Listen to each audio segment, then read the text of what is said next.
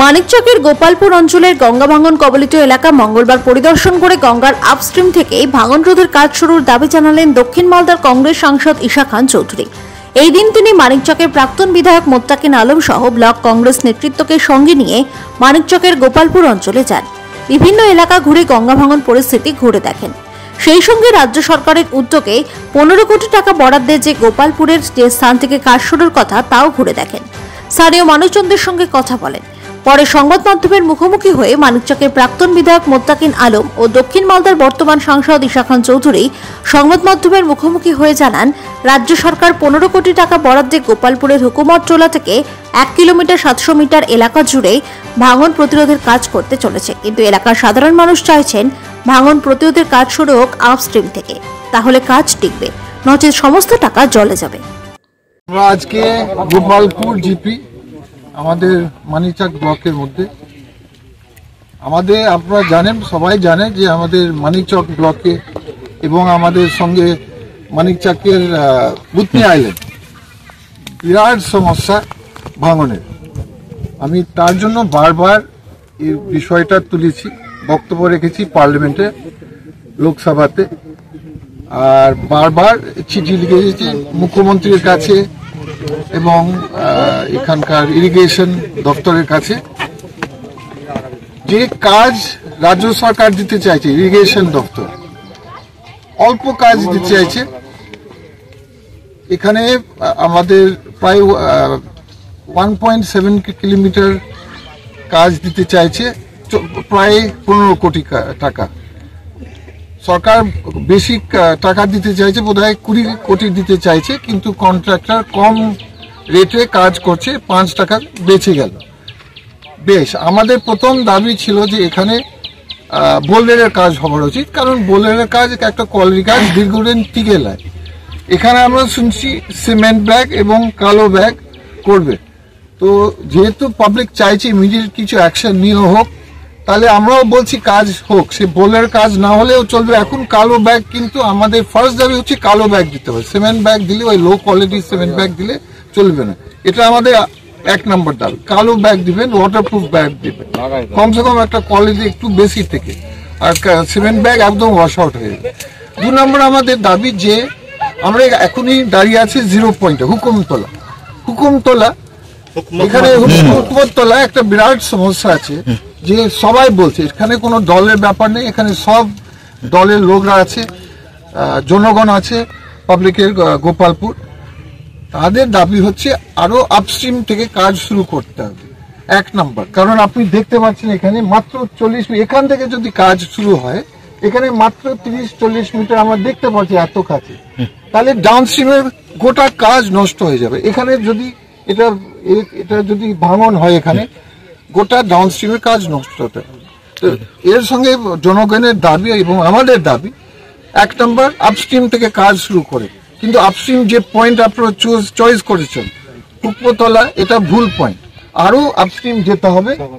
আমরা বলছি সাগরতলা বা পারলে ইলাইতলা সবচেয়ে ভালো, তাহলে কি হবে, এই ধ্বংস আর হবে না। মানে এখানে আর যে সরকার করতে চাইছে, ওরা ডাউনস্ট্রিম থেকে কাজ শুরু করতে চাইছে। ডাউনস্ট্রিম থেকে মানে আপনার কামালতিপুর আমরা বলছি একটা মসজিদ আছে পড়ে যাচ্ছে, ওটা ইমিডিয়েটলি কাজ শুরু করেন। এটা আমরা কোনো পাবলিক অভিযোগ করছি না, আমরা অভিযোগ করছি না, কিন্তু আমরা বলছি যদি আপস্ট্রিম থেকে কাজ শুরু না হয়, কামালতিপুরের কাজ ওয়াশ আউট হয়ে যাবে। কেন? কারণ ওটা ডাউনস্ট্রিম, এটা আপস্ট্রিম, এটা লজিক। এটা ইঞ্জিনিয়ারকে বুঝাবার উচিত, এটা মন্ত্রীদেরকে বুঝাবার উচিত। ডাউনস্ট্রিম হয়তো কন্ট্রাক্টররা শুধু চাইছে ওদের নিজের লাভের জন্য, কিন্তু আমি বলছি এটা লজিক। আমি ডিএমকে বলছি, আমি ইরিগেশন মন্ত্রী মানুষ বিহাকে বলছি, এবং আমি ইরিগেশন দপ্তরকে বলছি, ভুল করবেন না। আপনারা যখন টাকায় একটা ফিক্সড অ্যামাউন্ট দিচ্ছে, একটু কম দিচ্ছেন, ঠিক আছে, একটা অ্যামাউন্টও দিচ্ছেন, তো ওই কাজ আপনাকে সঠিক কাজ করতে হবে। ভুল কাজ করলে তো হবে না, তাহলে ওই 14 কোটি 15 কোটি যে দিচ্ছেন ওটাও ওয়াশ আউট হয়ে যাবে, ওটা কোনো কাজ লাগবে না জনগণের।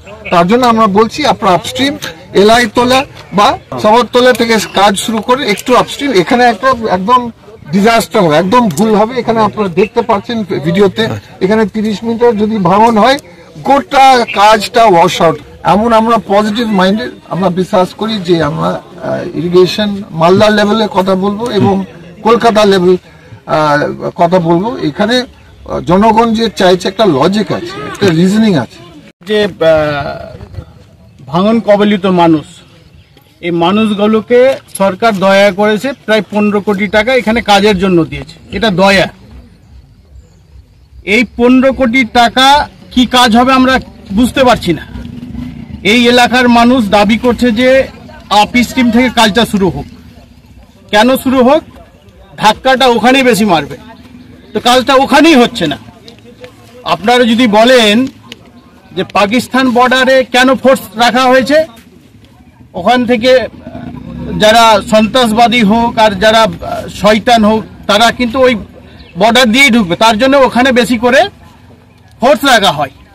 তো যেখান দিয়ে বেশি ধাক্কা মারবে সেখানেই কাজটা হচ্ছে না, আমরা বুঝতে পারছি না। এখানকার যিনি স্থানীয় বিধায়িকা, তার কেন এই কাজটার উপরে আছে আমরা বুঝতে পারছি না।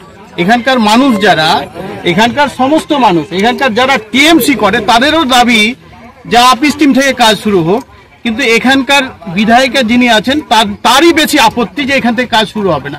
আমাদের দাবি এখানকার প্রশাসন এবং এখানকার যিনি আমাদের জেলা সমাহর্তা আছেন ওনার কাছে দাবি, ইরিগেশনের কাছে দাবি, আপনারা কাজ করছেন করুন এই অল্প টাকা দিয়ে, কিন্তু এখানে এসে সরজমিনে তদন্ত করে গোপালপুরের মানুষ কি চাইছে, কেন চাইছে, আপনারা দেখে কাজ শুরু করুন। পাথর ছাড়াই প্রতিকার সম্ভব। মালদার প্রাচীনতম ভৃগু বংশ জ্যোতিষী পণ্ডিত এস শাস্ত্রী। দাম্পত্য সমস্যা, বিবাহে বাধা, ব্যবসায় অবনতি, পরীক্ষায় অকৃতকার্যতা, ভাগ্য গণনা, কোষ্ঠী বিচার, ঠিকুচি গোষ্ঠী এবং মৃত্যু ছাড়া সকল সমস্যার সমাধানের জন্য যোগাযোগ করুন জগদম্বা জ্যোতিষ কেন্দ্র, বিবেকানন্দ স্কুলের পাশে, মালদা। মোবাইল 09733027832 অথবা 09332056956।